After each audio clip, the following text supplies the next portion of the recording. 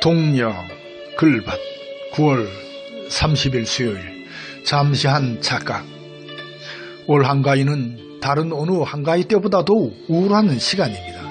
코로나19로 모이는 즐거움을 마음껏 누리지 못하는 상황이기 때문이죠. 이것만이 아닙니다. 상식야의 짓을 끊임없이 해대는 수급 꼴통들이 여기저기에 널려있기 때문입니다. 300명의 어린 학생들이 배에 갇힌 채 통째로 죽임을 당하는 것에는 애써 외면했으니까요.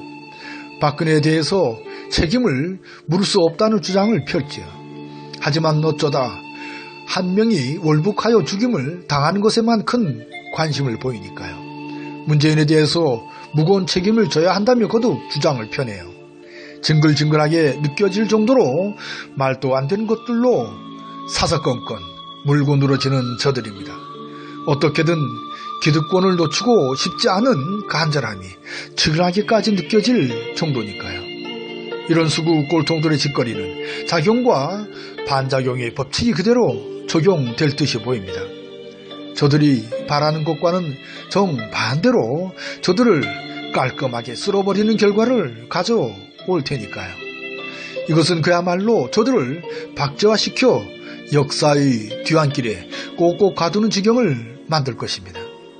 이것은 뜨거운 햇살에 열매가 익어가는 한가위의 우울함을 달래주는 작은 틈새일 테지요. 살다 보면 잠시 착각에 빠질 때가 자주 있게 마련입니다. 흔히 하게 되는 망각 때문에 저들도 나 같은 사람이거니 하는 수준에 머물곤 하지요. 하지만 이내 실망이 늪에서 허우적대는 자신을 발견합니다.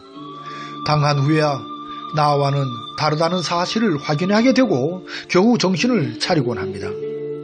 이러한 일들은 대부분 우리 무지렁이들이 겪는 일상이기도 합니다. 잠시의 착각은 그 다음의 잠시의 착각으로 이어져 빈 껍데기에 우리 자신을 발견하죠. 그래서 무수하게 자신을 책망합니다.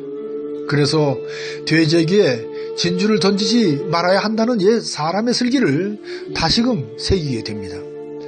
그래서 다 같은 사람인데도 다 같지 않은 사람이 모여 사는 누리인 것을 실감하는 오늘입니다.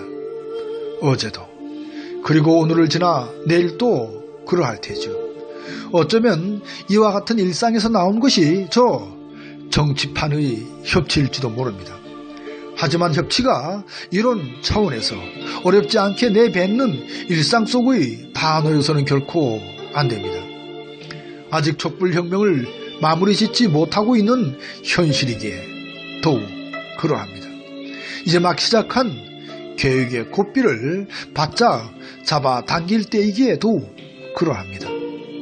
이처럼 덜 익은 것들이 우쭐대며 거들먹거리는 꼴은 어제 오늘의 일이 아니지요. 빈 수레가 더욱 요란하듯이 마구 울리는 꽹과리는 한낱 소음에 불과한 것일 뿐이지요. 정치판뿐만이 아닙니다. 우리 무지렁이 삶도 크게 다르지 않지요. 잠시 한 착각으로 부끄러움 속으로 자신을 처박고 있으니까요. 이번 한가위에 즐겨 이런 우울함 속에 빠지는 것도 그리 나쁠 것이 없어 보입니다. 나를 건지는 아주 좋은 기회로 삼을 수 있기 때문이니까요. 한가위 연휴 첫날 새벽을 이렇게 벗겨갑니다. 오늘도 고맙습니다.